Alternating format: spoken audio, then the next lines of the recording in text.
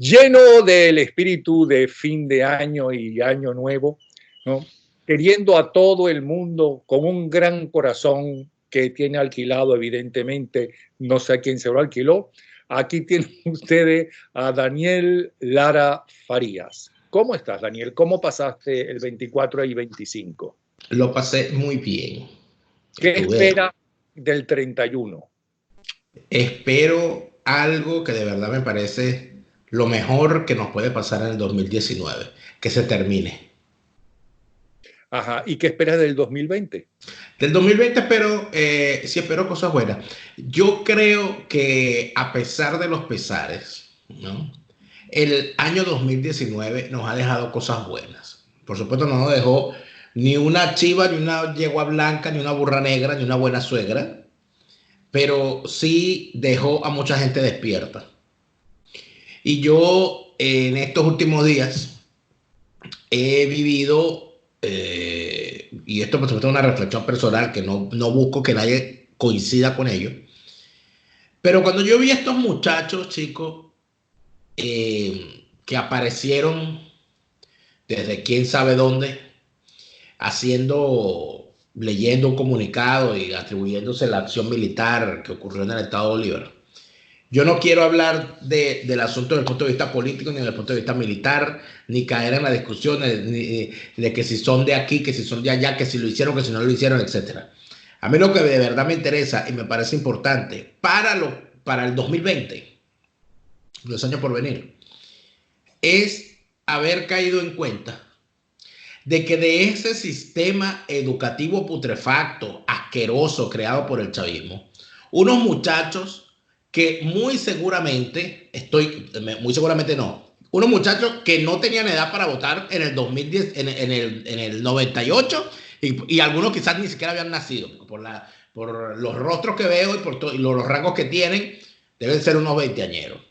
Estamos hablando de unos muchachos que no conocen Napoleón, lo que era gobernar, o sea, lo que era el gobierno antes del chavismo, que no conocen lo que es un presidente que no se pone frente a un micrófono para insultar a sus conciudadanos. Estamos hablando de unos muchachos que entraron a la academia militar después de haber pasado por las escuelas bolivarianas, por los liceos bolivarianos, después de haber visto como normal estar viendo comiquitas en la televisión y que te metan una cadena para que el presidente de estos años se encargue de insultar a todo aquel que no piensa como él y de hablar horas y horas, porque el único entretenimiento posible es escuchar al presidente. Estamos hablando de unos muchachos que han vivido eso, y a pesar de todo eso, a pesar de la desgraciada circunstancia que le tocó vivir, esos muchachos han decidido que ellos no se la van a calar y que ellos van a romper con eso.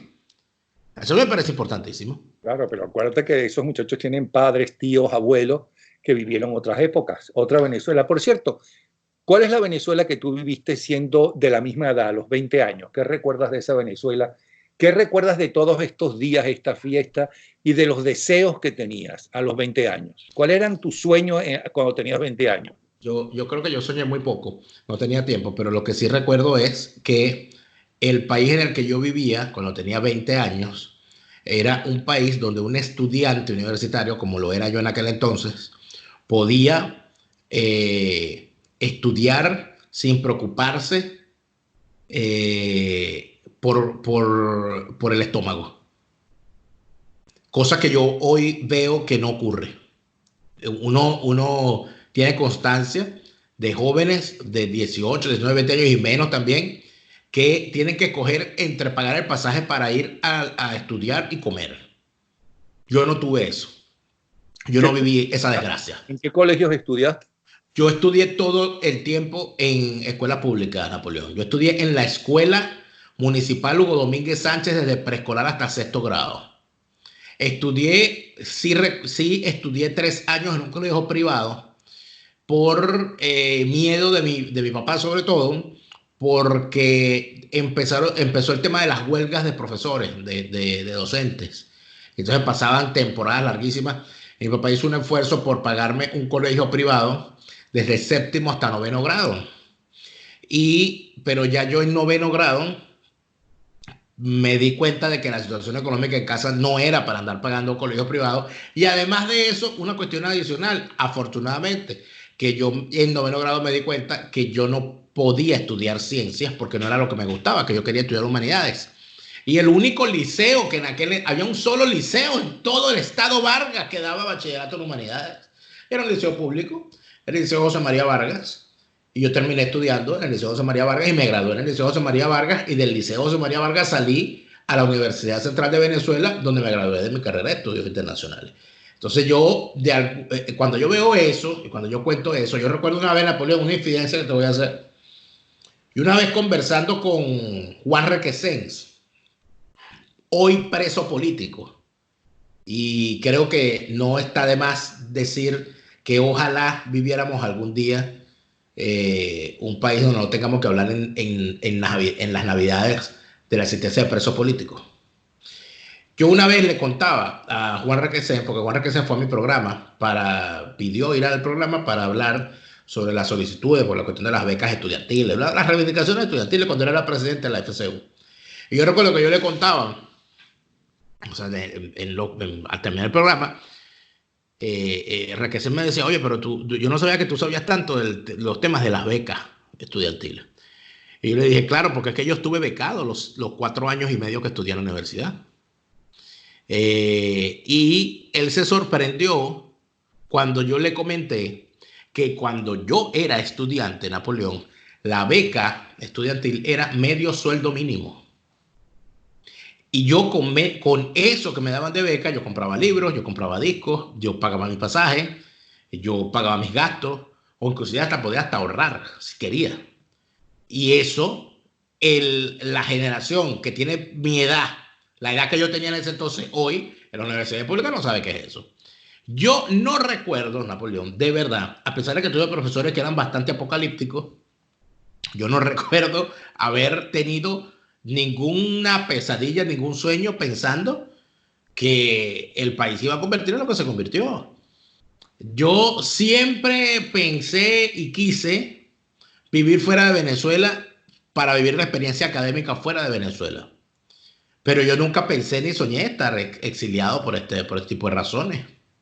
Y creo que buena parte de los venezolanos que todos los 31 de diciembre, faltando 5 para 12, salían con una maleta para la calle para desear que iban a viajar, muchos de los cuales, porque ya vamos 5, 6 millones de venezolanos fuera del país. Yo estoy seguro que de esos 6 millones de venezolanos fuera de Venezuela, ninguno se imaginó que cuando salían los 31 de diciembre con las pantaletas amarillas y las maletas para la calle, en realidad eso iba a significar una salida de Venezuela de la forma como está. Entonces, mira, yo hoy, cuando veo el tiempo atrás, y me pasó eso viendo a estos muchachos, porque yo dije, bueno, imagínate tú. Entonces uno se pone a pensar, bueno, ¿y dónde estaba yo cuando esos muchachos tenían esa edad? ¿No? Que es lo que siempre pienso cuando me pongo a leer, por ejemplo, las cartas de Rómulo Betancourt y de Jovito Villalba y de esa generación del 28, o cuando uno se pone a leer a los veinteañeros Simón Bolívar, Antonio José de Sucre. Entonces uno dice, bueno, ¿dónde estaba cuando yo tenía cuando Betancourt tenía 39 años, que es la que tengo yo en este momento, ya era expresidente de Venezuela, que había sido presidente de la Junta de Revolucionarios. Entonces uno siente que ha perdido como el tiempo, ¿no? No porque yo aspire a ser presidente de ninguna junta revolucionaria, y mucho menos una junta revolucionaria, sino porque uno compara las cosas y se da cuenta de que estos muchachos que salieron recientemente en esa operación Aurora terminan siendo como la respuesta normal de una generación que le ha tocado vivir lo que le ha tocado vivir. Lo que tú dices de que tienen padres, abuelos y todo eso, sí, quizás, pero las vivencias de ellos, ¿cuáles son? Las vivencias de ellos son prácticamente, bueno, que les metan con cucharilla lo que es la ideología de Estado y la idea del Estado que el chavismo ha querido crear. La idea del militar, que es una cosa importantísima, que el chavismo ha creado. Y la idea de la política que el chavismo ha querido imponer. Entonces, a mí, sinceramente, me ha llenado de sorpresa y de alegría saber que por lo menos 3, que fueron los que vi en ese video, que por lo menos 3 se salvaron. No sé a dónde va a llegar eso. Ojo, no estoy queriendo decir con esto de que yo vea inminente. No, no, no, no. Lo que estoy queriendo decir con esto es que me da alegría saber que por lo menos 3 se salvaron. Y espero que sea una muestra porcentual de un grupo más amplio. ¿Y a qué edad te interesó la política? Yo hice campaña electoral por primera vez a los 8 años. En las elecciones del año 88, cuando Carlos Andrés Pérez le ganó a Eduardo Fernández. Y recuerdo eso en particular porque en mi casa, mi papá era sindicalista. Y en mi casa estaba el recuerdo, y yo me enteré en ese momento, a mis 8 años, de que mi papá, como sindicalista, había sido despedido por participar en una huelga en el gobierno copellano de Luis Herrera. Y estaba perfectamente claro de que si volvían los copellanos al poder, muy probablemente eso podía volver a ocurrir. En tal sentido, el entendimiento de eso, para mí fue a esa edad estar evidentemente interesado por la política. ¿En qué sindicato estaba? Mi papá estaba en un sindicato ya que desapareció Chávez, por cierto, que se llamaba Sindicato Único de Trabajadores de la Aviación Civil. Mi papá era trabajador, era mecánico, es mecánico aeronáutico. ¿Y pertenecía a algún partido? Mi papá era sindicalista de izquierdas, fíjate. Ah, no era de ADECO. No, espérate, mi papá era sindicalista de izquierdas al momento de que participó en esa huelga. Y aquí hay algo muy interesante que yo creo que ojalá, bueno, esa acción democrática no existe, evidentemente. Fíjate que ocurrió algo importante y no quiero hablar mal de Luis Herrera porque no se trata de eso, pero el gobierno del presidente Luis Herrera fue un gobierno antisindical. Fue un gobierno que tuvo muchísimos problemas con los sindicatos. Y en las empresas del Estado, que eran muchísimas, que era la CanTV, que era Cadafe, que era El Oriente, que era Aeropostal, que era Viasa, todas esas empresas del Estado, los sindicatos, bueno, tenían muchos problemas con ese gobierno. Inclusive los mismos sindicalistas copellanos lo tenían. Mi papá no era militante de izquierda, de otros partidos de izquierda, era sindicalista, pero cuando son despedidos, cuando tú recuerdas que la campaña del 83 de Lucinchi, la gran alianza de Lucinchi fue con el sector sindical ADECO, no sé si recuerdas, el buró sindical dirigido por Manuelito Peñalver. Y en ese entonces, Manuel Peñalver hizo algo en lo que eran muy buenos los ADECOs de ese tiempo. Cosa que no, para los que no son buenos los ADECOs actuales, ni los políticos venezolanos actuales, que fue salir a buscar a todo aquel que estuviera descontento con el gobierno, fuese quien fuese, y ofrecerles trabajar en conjunto en contra del enemigo común. Y en ese entonces, a Manuelito Peñalver se le ocurrió crear una cosa llamada el Frente de Trabajadores con Lucinchi, para que los trabajadores de cualquier tendencia que fuese hicieran campaña por Lucinchi sin meterse a ADECOs. Inclusive había una tarjeta de uno de estos partidos que se creaban para que la gente no sintiera que lo estaban obligando a votar blanco. Y eso ocurrió. En esa plataforma, me cuenta mi papá, él llega porque él formaba parte de una agrupación partidista que era dirigida por un señor llamado Laureano Torrealba. Laureano Torrealba es el papá de Chugo Torrealba, por cierto. Eso se lo recordé yo a Chugo Torrealba un día. Esa agrupación se llamaba Vanguardia Comunista, que el jefe era Guillermo García Ponce. Y el sector sindical era dirigido por el señor Laureano Torrealba. Al final mi papá terminó en la Acción Democrática, es la verdad.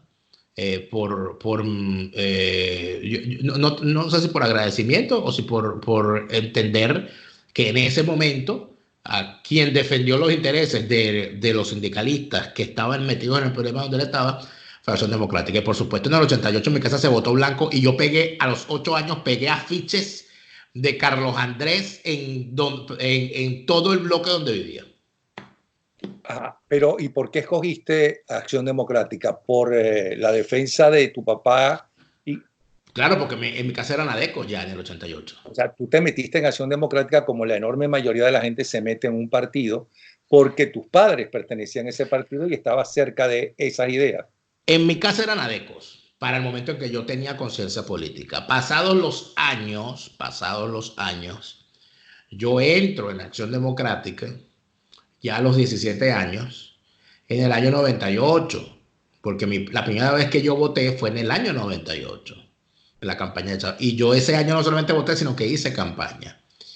Pero el candidato que yo veía como el candidato obvio, el candidato que a mí me gustaba para ser presidente, era, por supuesto, yo tenía 17 años, sabrán ustedes perdonarme, era Claudio Fermín.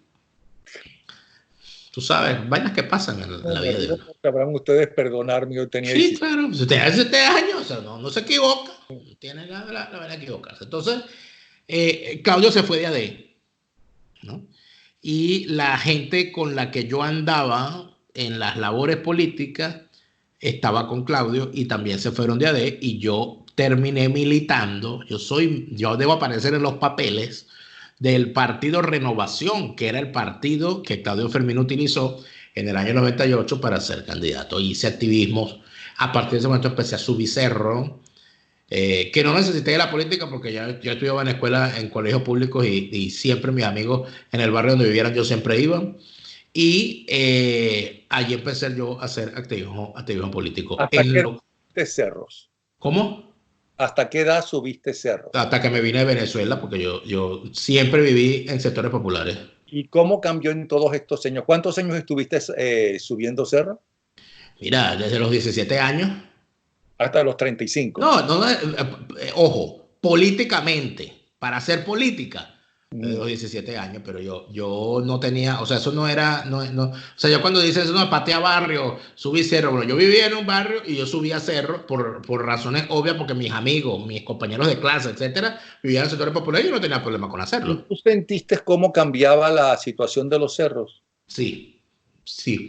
Tú sabes que yo tuve o sea, yo una vez me di cuenta de la situación, o caigo en cuenta, cuando en una de esas etapas que yo me retiré del activismo político cuando estaba estudiando, ¿no? Y después que me gradué regresé. Y yo recuerdo en una campaña, creo que acompañando, por cierto, a José Manuel Olivares, en una de sus candidaturas, cuando me tocó ir a un barrio de Caraballeda llamado Blanquita de Pérez, se llama ese barrio, al cual yo había ido antes de eso, pero me acuerdo que pasé por el centro de todo aquello y cuando fui me doy cuenta de la situación horrible en que ese sector había quedado después de la tragedia y aún seguía viviendo gente allí. Y yo decía, oye, ¿cómo era posible? Eso debe ser, Napoleón, del año 2012. Y yo no había regresado allí. Y cuando yo vi cómo estaba todo eso, yo dije, oye, pero por aquí, o sea, estaba el sector tal cual como lo había dejado la tragedia, con las piedras, con la cosa, todo, las derruidas. Vecinos que habían arreglado su casa como pudieron y regresaron. Vías de comunicación abiertas por los mismos vecinos ahí como se pudo. Y me di cuenta de que en efecto, además, y es algo que no sé cómo estará ahorita, pero me di cuenta del poder del narcotráfico en muchos barrios, de cómo era el narcotráfico el que hacía labores en los barrios, cosas que me contó mucha gente, que por cierto, el padre Alejandro Moreno, en paz descanse, que murió recientemente, y que sus investigaciones ojalá sean más leídas y difundidas. Se parece mucho a lo que ocurrió en Medellín, la Medellín de Pablo Escobar, y se parece mucho a lo que ocurrió en la favela brasileña, donde un jefe salido de ese barrio, convertido en gran narcotraficante, se encargaba de ser el que ponía orden y de ser el gobierno para bien y para mal. Recuerdo barrios, no voy a nombrar ninguno porque no sería adecuado, ¿no? Pero yo recuerdo dos ejemplos. Yo recuerdo uno en particular. Yo recuerdo un barrio de Maiquetía, al cual yo llegué un día en campaña y me sorprende que en medio de la pobreza y de la miseria que había allí, o de las restricciones que había, todo aquello, de repente llegué a un sitio donde todo estaba bellísimo, en medio del cerro, bellísimo, alumbrado. Había una cancha deportiva que estaba en extraordinarias condiciones, donde en ese momento había un torneo de fútbol infantil, donde todos los muchachitos tenían su uniforme, sus zapatos, donde tenían sus termos de Gatorade, donde tenían una samba y toda aquella cosa. Y Y tú decías, oye, pero ¿de aquí qué pasó? Entonces, enfrente de donde estaba la cancha, había una vendepaga, una cosa de esto, un centro hípico. Y yo recuerdo cómo, bueno, una campaña política en el centro hípico, nos llamaron, ya saludaron al candidato, creo que no me acuerdo quién era, y le brindaron una cerveza y todo aquello y tal. Entonces yo le pregunto, yo siempre preguntaba, ¿no? Porque siempre cuando uno va a esos sitios es porque hay una persona del sitio, un vaquiano que quiere llevar, está haciendo política y quiere llevar a su candidato personal. Yo le pregunto, mira, ¿y esta cosa aquí, esto quién lo hizo? Ah, eso lo hizo fulanito tal. ¿Quién es fulanito de tal? Bueno, el dueño de la vendepaga. Y yo, mira, esa vendepaga da tanto real como para hacer estas obras benéficas. Que yo creo que ni el hipódromo las hace. Y no era una vendepaga ilegal, la atención. Era un centro hípico con sillas, con mesas, con señal satelital, con televisores, con todas las cuestiones. Donde vendían whisky, o sea, no era una cosa clandestina. Pues, bueno, es que él tiene muchos negocios. Uno no pregunta más porque no se da cuenta. Eso me pasó en muchos barrios del estado Vargas. La misma historia, bastante parecida, donde a uno le decía, no, aquí el que nos ayude es fulano. O inclusive, en algunos sitios, quien nos llevaba al barrio era ese fulano. O sea, el jefe político, o digamos, el que permitía que se hiciera política allí en ese barrio, era el fulano que era el protector del lugar. Eso para mí fue muy particular verlo porque uno entonces se daba cuenta que los sitios a los que uno iba de niño, donde yo iba a volar papagayo, porque no era la cosa más maravillosa que volar papagayo en el cerro, y después uno volvía a la zona y veía cómo había cambiado eso, ¿no? Te estoy hablando, me imagino yo que eso será en toda Venezuela, pero particularmente en el estado Vargas, sobre todo en el estado Vargas que quedó después de la tragedia, donde la cosa parece que se hizo como más sórdida, ¿no? Tú te encontrabas cosas como esa. Hay un recuerdo que yo nunca se me borra, que fue yo llegué a un barrio de la parroquia donde yo era secretario de organización de la parroquia Carlos Sublé, de Acción Democrática en la parroquia Carlos Sublé de la Vera. Sí, en la parroquia Carlos Sublé de la Tabara. Y yo llego a un sector y en medio del cerro, yo era en medio del cerro, en medio de la nada, veo una antena parabólica. ¿Tú te acuerdas de aquellos chistes que hacían de los ranchos con parabólica, no? Bueno, entonces tú ves aquella parabólica sobre una caseta de cemento, todo aquello. Me llama mucho la atención. Digo, ¿esto qué será, verdad? Entonces le pregunto al compañerito de la zona, compañero, ¿y esta parabólica quién es? ¿Esta parabólica es suya? Me dijo, no, esa es del señor del cable. ¿Y quién es el señor del cable? Ah, bueno, había un señor que vivía allí en la zona, que había sido trabajador del área de las telecomunicaciones en determinado sector. Se jubiló y cuando se jubiló, él fabricó esa parabólica y la puso allí y recibía a través de esa parabólica la señal de canales de señal abierta de distintas partes del mundo. Y yo leí un artículo sobre ese señor, creo. Bueno, él iba a tu casa, tú vivías en el sector y te decía, mira, ¿tú quieres tener cable? Entonces él agarraba y te cobraba, que era entonces 50 bolívares, ¿verdad? Por ponerte la señal. Él mismo iba, te tiraba el cable por el poste, todo aquello, te ponían la señal en tu televisor y te cobraba 50 bolívares al mes, que cobraba él mismo en persona en la puerta de tu casa, ¿verdad? Y por supuesto, si tú no pagabas, él mismo se encargaba de cortarte el cable. Era una cosa de la comunidad.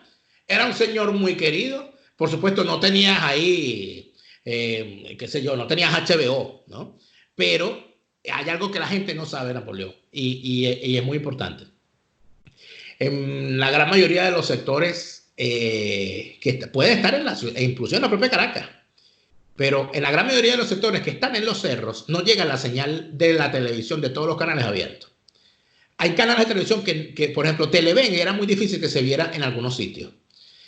Globovisión era muy difícil que se viera en señal abierta en muchísimos sitios. Las que sí llegaban con fuerza eran normalmente RCTV, que en Vargas tenía, por lo menos en Vargas tenía 2 señales, llegaba por el 2 y por el 7, y Venevisión, que igualmente tenía 2 señales, llegaba por el 4 y por el 9. venezolana de televisión te llegaba por el 8 y por el 11, o sea, porque parece que llegaban las dos señales, o sea, de alguna manera eso te ayudaba, pero no en todas partes. Entonces, que este señor te cobrara 50 millones al mes por ponerte un cable donde tú podías ver, porque veías bien, Venevisión, Televen, RCTV, los canales venezolanos, y además de eso, veías unos canales de Bolivia, unos canales de Ecuador, unos canales de no sé dónde más, de señales de todas partes, canales de noticias, canales de otra programación distinta, permitía que una gente montada allá arriba tuviese una visión del mundo algo particular, ajena a lo que le podía venir si tenía una televisión sin este cable. Eso, de alguna manera, te da una idea de qué era de cómo en algunos barrios había una especie de ecosistema particular, que la única forma de conocerlo era viviendo allí. Y eso yo creo, y cuando yo escucho mucho esa expresión, a mí me parece terrible de que los políticos tienen que patear barrios, ¿no? Y de que hay que patear y que hay que subir cerro para hacer política. Pero eso es tan ridículo. Porque si tú vieras cómo hablan de los políticos, la gente que está en los barrios y en los cerros cuando lo llegan a visitar. Son la mofa, son la burla. Porque van de visita. Y creen que yendo de visita constantemente, ya con eso están haciendo política. Pero se van, llegan al barrio, pasan, saludan con sus camisitas, dejan sus volanticos y se van sin entender cómo vive la gente allí. Y yo creo que de eso de verdad, es que está hecha la desgracia que hemos vivido estos 20 años. ¿Por qué se llegó a eso? Porque a mí me cuentan que los primeros que se fueron, que eran quienes ayudaban en el barrio, quien colaboraba, quien unía a la gente para mejorar el barrio, primero fueron los políticos, y que ellos fueron los primeros que se fueron. Después se fueron los religiosos, aunque quedaron algunos, pero no los católicos. Creo que quedaron los evangelistas. Los evangélicos. Y ahora quienes están y quienes ayudan son los narcotraficantes. ¿Por qué se llegó a eso? Porque eso es grave. Bueno, por la ausencia de las instituciones. Las instituciones se fueron y entonces si se va a una institución, la gente busca cómo sustituirla. Porque ¿quiénes eran los referentes en la comunidad de Napoleón? Bueno, precisamente el cura, el boticario, el señor de la farmacia, ¿no? El maestro o la maestra, ¿no? Y bueno, en todo caso el policía o el que hacía las veces. Pero cuando no estaban esos, habían sustitutos o habían especies de suplencia. Por ejemplo, en el barrio donde no había médico, ¿quién era referencia? La señora que ponía inyecciones. Porque a la hora de una situación se iba con la señora porque había sido enfermera, porque estaba jubilada, porque sabía de eso, iba y te ponía. Era la que te ayudaba en esos momentos. En las ciudades no había parteras. En algunos sitios lo llegó a ver. Lo que pasa es que de alguna manera, por lo menos en las ciudades, eso claro, no era tan común. Pero cuando tú no tenías, estaba la otra. En embargo, era muy común, ¿no? Esta gente, estas especies de fisioterapeutas populares que curaban los esguinces y las torceduras y toda aquella sobando la zona en cuestión.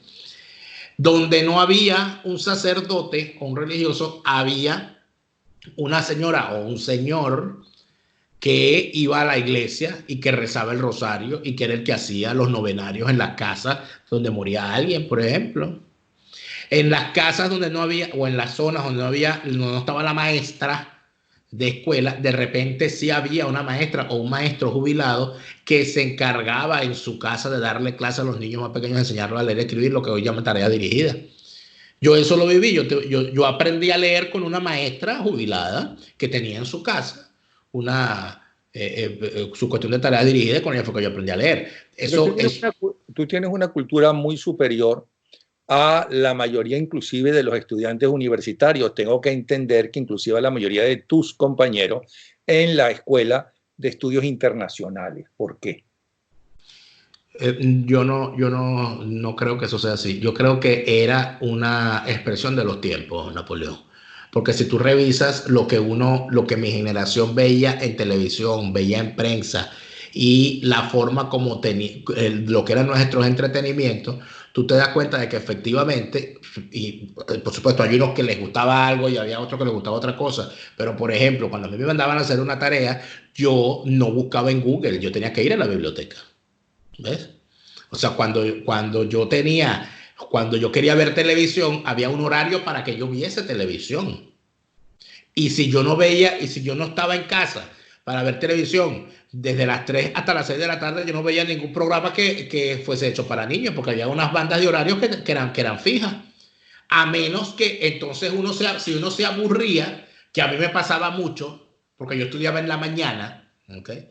Y recordarás que en aquella televisión de los años 80 y 90, la televisión estaba segmentada por bandas horarias. Y de 1 de la tarde a 3 de la tarde era novela. Sí. Y de 3 de la tarde a 6 de la tarde eran comiquitas y programas para niños. Y a partir de las 7 de la noche eran programas humorísticos, eran noticieros y otra vez novelas, ¿no? ¿Qué pasa? Que sí había unas opciones distintas. Entonces uno que hacía o no leía. Yo escuchaba radio. Yo escuchaba muchísima radio porque había más opciones. ¿Qué escuchabas en la radio? Mira, yo recuerdo una temporada en la casa que de alguna manera, en estos días alguien me lo preguntaba por el programa, por el podcast La Rocola de la Vida. Porque es que hubo una temporada que en la casa había un solo radio y el radio se echó a perder. El radio quedó permanentemente en una sola emisora, que era Radio Continente. Entonces nosotros en la casa yo lo escuchaba, era Radio Continente. Entonces yo creo que de ahí es donde viene La Rocola de la Vida. La culpa es de Radio Continente. Nosotros escuchábamos mucha radio en la casa, yo escuchaba mucha radio. Y, por cierto, hubo una época en la que, imagínate tú esto que voy a decir, la gente dirá, ¿de qué planeta sería eso? ¿Tú te acuerdas que hubo una época que Venezolana de Televisión competía por el rating? Cuando lo dirigía Alberto Federico Rabel. Yo no sé quién lo dirigía exactamente, pero yo recuerdo que hubo una época en la que en mi casa se veía más Venezolana de Televisión que el resto de los canales. Yo soy de la generación criada por Simón Díaz. Esa es la mejor época de el Venezolana de Televisión estando en poder del Estado, porque en líneas generales los políticos no les interesaba el canal del Estado. El primero que realmente se interesó fue Lucinchi, porque Rabel lo convenció, y después, sobre todo, Chávez Frías, ¿no? Que inyectó eso para hacer propaganda.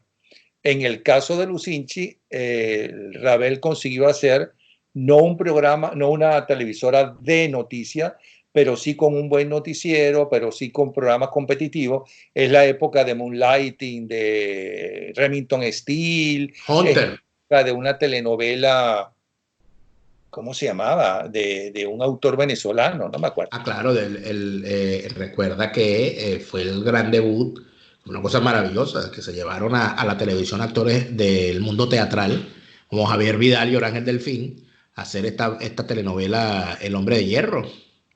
Que después continuó, por cierto, Luis Herrera. También le interesó el Canal 8. Pero sobre todo fue Alberto Federico Rabel. Pero fíjate que de eso que estamos hablando. O sea, estamos hablando de que esa era la televisión que no tenía a la mano. De un momento en que Venezolana de Televisión en las tardes, decidieron competir en contra de las telenovelas. Y yo creo que eso fue uno de los mejores momentos de Venezolana de Televisión. Porque no, bueno, todos los canales están pasando telenovelas, nosotros vamos a pasar otra cosa. Y parecería, para quien no lo sepa, ¿no? Para que se sorprenda, que el primer canal de televisión en Venezuela en dedicar toda una franja horaria de lunes a lunes fija para series de televisión de los Estados Unidos fue Venezolana de Televisión, de lunes a domingo. Porque eran los lunes Hunter, los martes Cagney Lacey, los miércoles Moonlighting, los jueves Remington Steele, los viernes Patrulla Nocturna y los sábados te metían el Cóndor, el Lobo del Aire, la Reportera del Crimen, Alfred Hitchcock Presenta, etcétera. La Reportera del Crimen era los sábados, ¿no? Era entre semana. No, la Reportera del Crimen era los sábados. Te ponían un pedacito, media hora de Alfred Hitchcock Presenta. Después te ponían la Reportera del Crimen. Claro, y después te ponían la Reportera del Crimen. Después se descubrió que ella era la auténtica asesina, porque donde estaba, a donde ella llegaba, moría alguien. Entonces yo llegué a la conclusión de que la asesina era ella, pero una asesina brillante, ¿no? Que sabía matar a la gente. y culpar a otros. Pero en fin. Angela Lansbury. Bueno, eso, todo eso.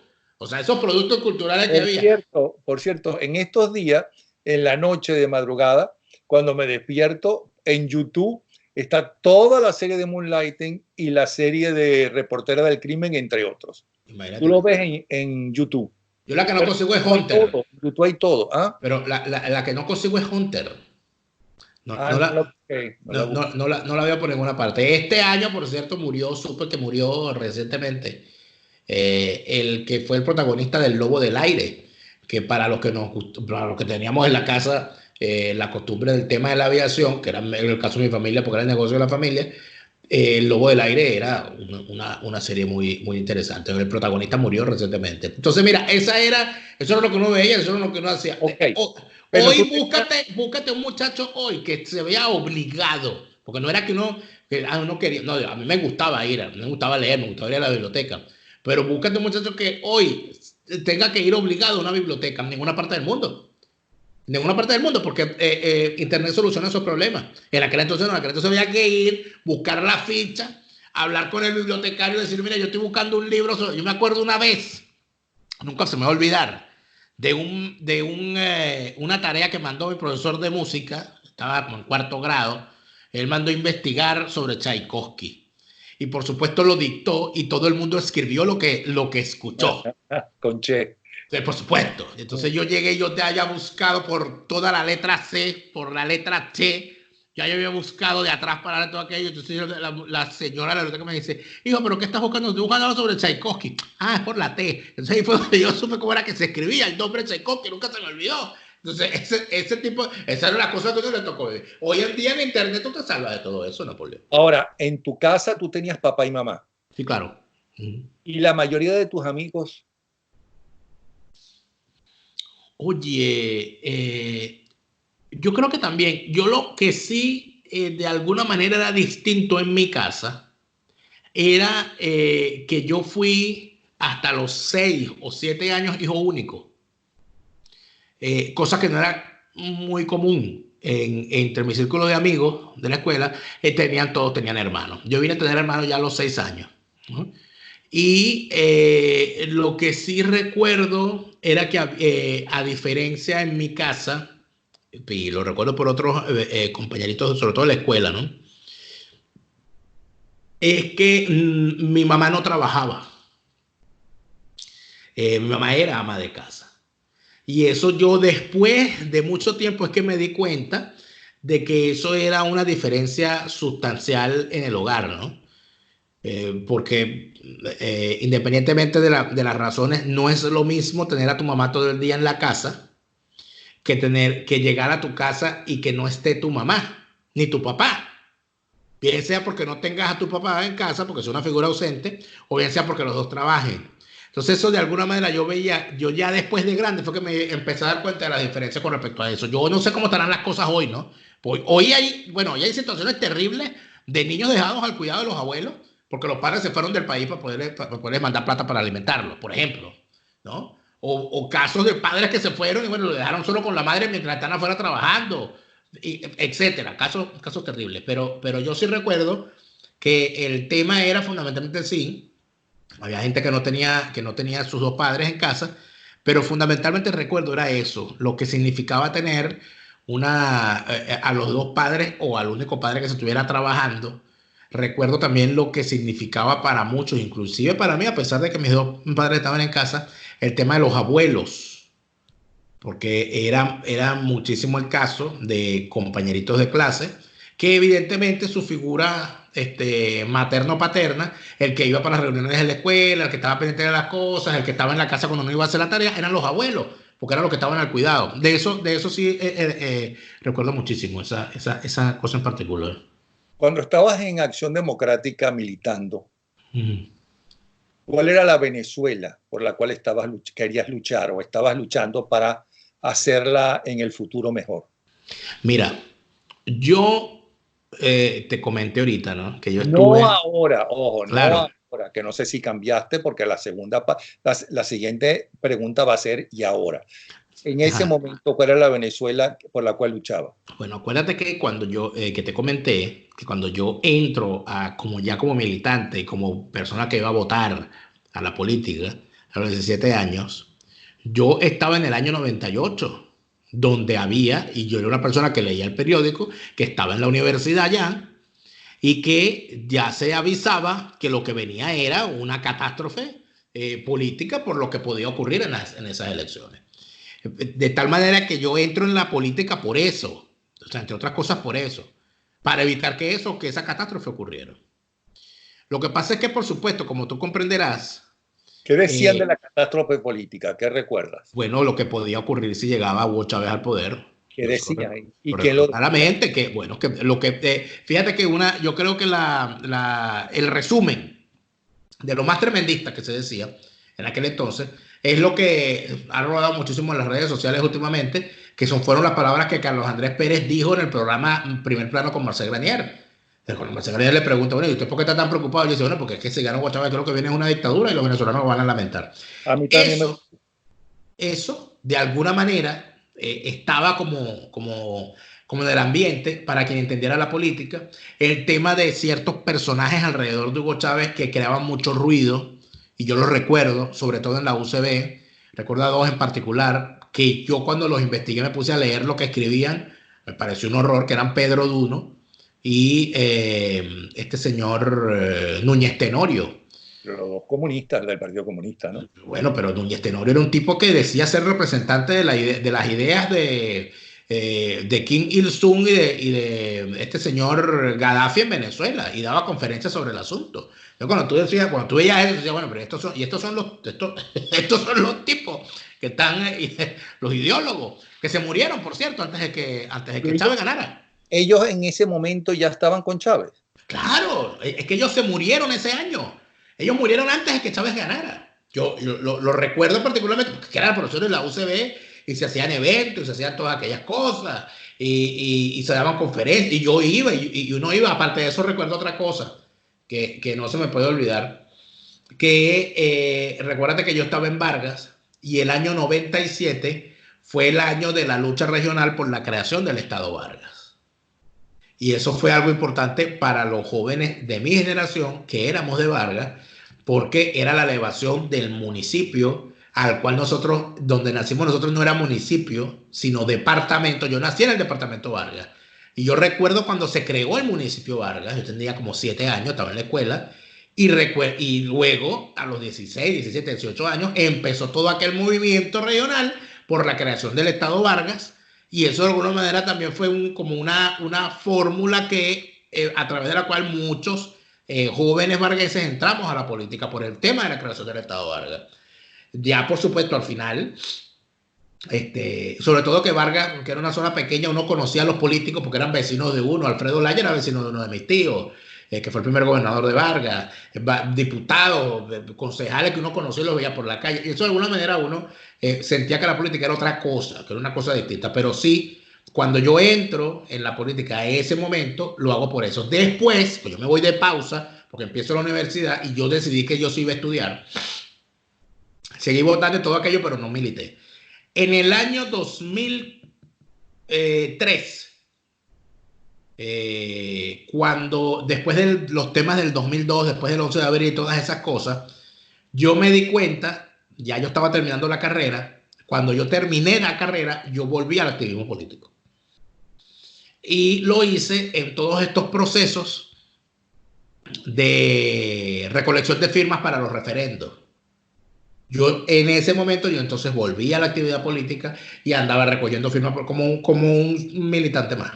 Nunca en cargos. También en Acción Democrática. No precisamente en Acción Democrática en ese momento, sino en todos estos movimientos ciudadanos que surgieron, ¿te acuerdas? En ese periodo, yo siempre estuve en el trabajo comunitario en mi comunidad y en mi zona. Y ya yo me reincorporo como tal, ¿no? En Acción Democrática dentro de la estructura en el año 2008. A pesar de que a mí se me identificaba como adecuo en donde yo estaba, porque además de eso, en la parroquia donde yo estaba, Acción Democrática tenía un buen grupo de activistas y yo cuidaba mesas por mi cuenta. O sea, yo me ponía siempre a disposición para cuidar la mesa.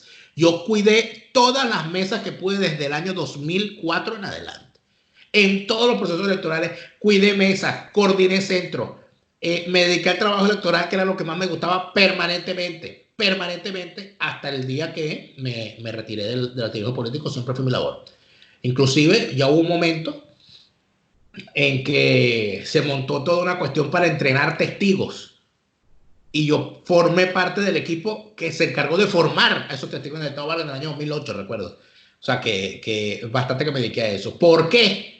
O sea, ¿por qué estuve en eso? Bueno, porque es que evidentemente, entonces a mí me ocurre lo del 2002, ocurre toda la desgracia que uno vio, llegan estos tipos al poder y uno sentía que uno tenía que hacer algo para detener eso. Por eso es que yo sentí, y esto es importante, que es que en el año 2003, las voces, 2002 y 2003, las voces más duras dentro de los partidos políticos de la época en contra del chavismo eran de Acción Democrática, que después se echaron a perder por razones que algún día sabremos y entenderemos, es otra cosa. Pero para el año 2002-2003, las voces más fuertes dentro de los partidos, sobre todo después del 11 de abril, en contra del chavismo eran Rafael Marín y Henry Ramos Alú. ¿Qué les pasó a esos dos ilustres ciudadanos? No lo sabemos. Pero eso es una verdad para el año 2003. Ese era el partido en el que uno quería estar si uno quería tumbar el gobierno. Cuando tú escuchabas a Ran dando un discurso llamando, bueno, sátrapa y delincuente desde el púlpito del Palacio Federal Legislativo a Hugo Chávez, y pagando además con atentados y que le rompieran la cabeza y todo ese tipo de cosas. O sea, uno decía, bueno, esta es la gente que está en otra cosa. Y yo no sé si tú recuerdas, Napoleón, precisamente, que para esa época, para el 2003-2004, empezó un resurgimiento lento, pero encaminado de Acción Democrática y sobre todo de una especie de anhelo popular opositor dentro de la oposición por Acción Democrática. Porque yo recuerdo mucho cuando empezó este tema de los círculos bolivarianos, atropellando a la gente, todo aquello. Como la gente en las marchas, cuando uno decía, no, aquí lo que hace falta son unos cabilleros adecos. ¿Dónde están los cabilleros de Acción Democrática para que nos defiendan? Eso de alguna manera revelaba que la gente tenía algo en la mente con respecto a la necesidad de esa acción democrática que recordaban de otros tiempos y que lamentablemente no estaba por ninguna parte. Y bueno, y de esos polvos estos lodos. Y hoy, ¿cuál es la Venezuela por la que tú estás luchando?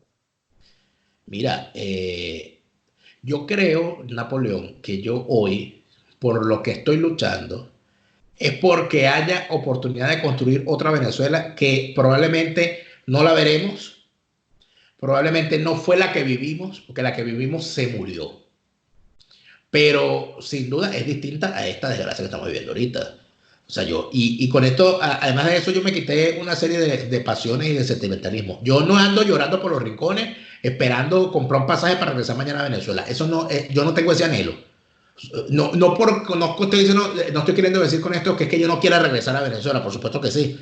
Para lo que me refiero es que no es algo a lo que o sea, yo no tengo atada mi vida a la maleta hecha para regresar. Uno tiene que seguir con su vida y tratar de crecer donde no está y buscar la manera de aprovechar los tiempos y todo aquello. Pero a mí sí me gustaría tener la posibilidad de regresar a Venezuela a hacer visita y de que exista un país, no esta desgracia que hay ahorita, y de que la gente que uno conoce, que uno quiere, que está todavía allá, no esté pasando las calamidades que están pasando. Yo creo que yo creo que hoy la lucha de los que estamos fuera de Venezuela es esa. O sea, de regresar aunque sea de visita y que exista un país, no esta desgracia que hay ahorita, que a uno le cuentan y que uno ve por las redes sociales. Es una cosa espantosa, ¿verdad?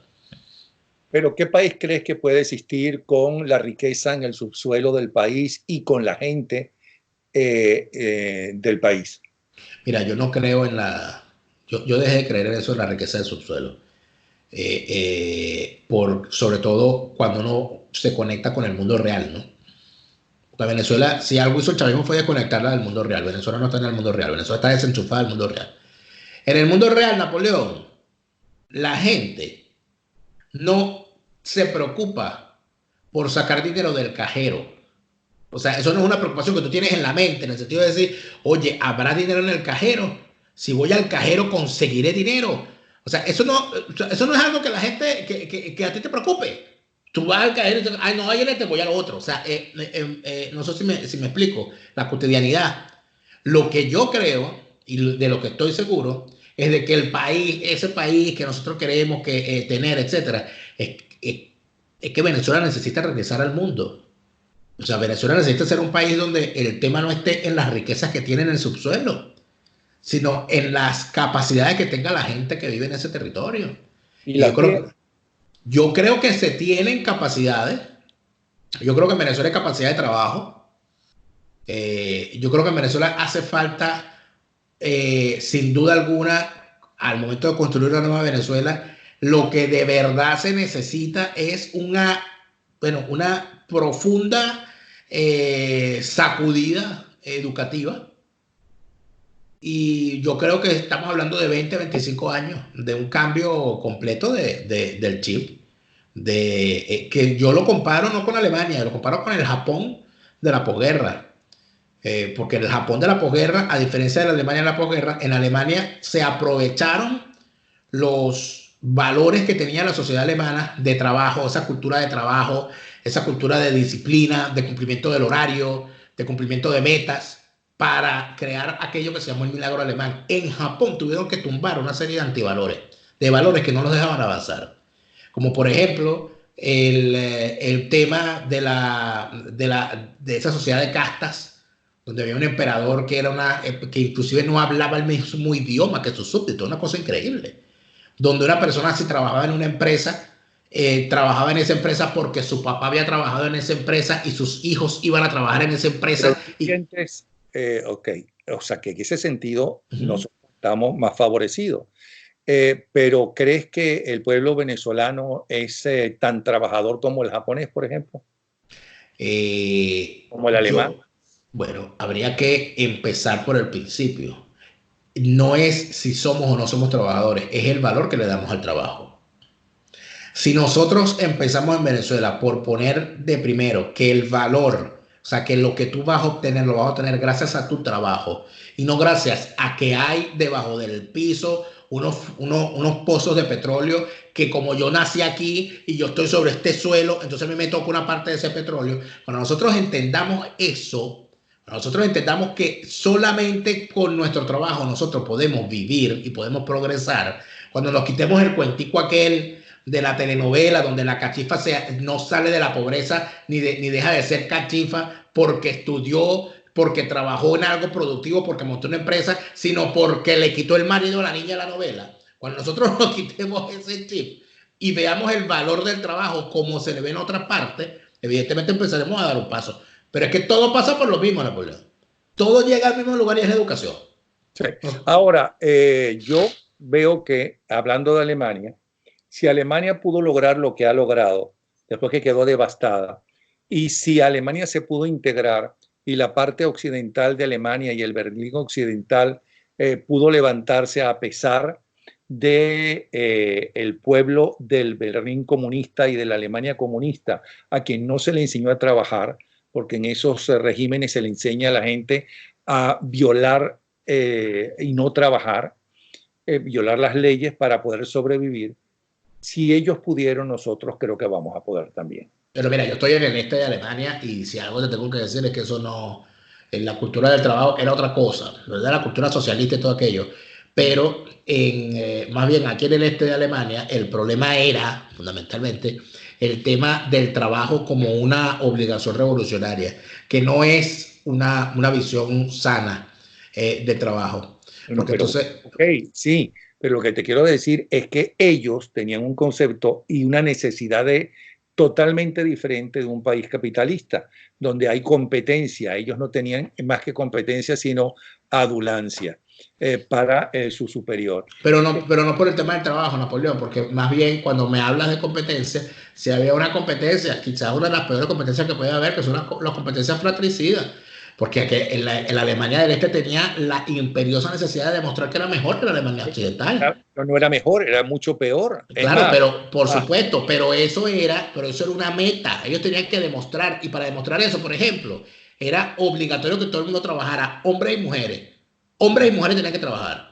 Y por esa razón entonces es que había, por esa cultura del trabajo, es que aquí en el este hay la cantidad, la tradición que hay de los niños yendo solo a la escuela, de las guarderías de tiempo completo, etcétera, etcétera, que sigue siendo una tradición que a mí me parece muy bueno, por cierto, porque permite además que, porque son unas maravillas. Yo a las guarderías que he ido, que me han llevado a ver cómo son las cuestiones, y amigos que tienen hijos y tal, bueno, no les provoca mudarse para esas guarderías, ¿viste?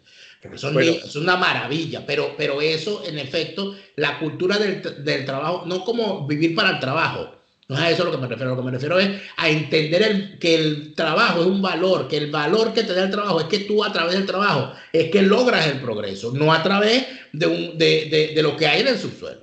Eso creo que es lo que entiendo, es lo que tenemos que cambiar nosotros para poder progresar. Yo estoy convencido de eso. No tenemos que hacer yo no sé si una revolución, una revuelta o una gran reforma educativa, pero yo estoy convencido de que hay que voltear y tumbar, derribar todos esos antivalores sobre los cuales, por cierto, el chavismo construyó su proyecto político, porque el chavismo construyó su proyecto político basado en los antivalores de la sociedad venezolana. Por eso es que cuando tú veías a Chávez decir que ser rico era malo, tú veías cómo había gente que aplaudía, y además de eso, no estaba inventando nada nuevo, Chávez. Es que en Venezuela ser rico es malo. Ese es un antivalor que tiene el venezolano. Odia al rico. El venezolano quiere ser rico, pero a la vez ser rico, o sea, ser millonario es una cosa mala. Porque entonces se asocia que para ser rico en Venezuela, sobre todo hoy, ¿no?, es porque estás haciendo un negocio chimbo. Es porque estás metido en una sinvergüenzura, porque estás metido en un mal negocio. Por lo tanto, en Venezuela sí, culturalmente ser rico es malo. Por lo tanto, eso no lo inventó Chávez. Es que eso era un antivalor en la sociedad venezolana, sobre la cual el chavismo construyó toda esta desgracia. Nosotros tenemos que derribar todos esos antivalores, si no, no vamos a poder construir absolutamente nada sobre esa base. Bueno, gracias por el regalo de este programa. Fue muy interesante. Esperemos que la gente se haya entusiasmado y conociendo cómo eres tú y cómo piensas. Un abrazo y feliz año, Daniel. Feliz año. Pásala bien este fin de año. Ok, chao, hasta luego.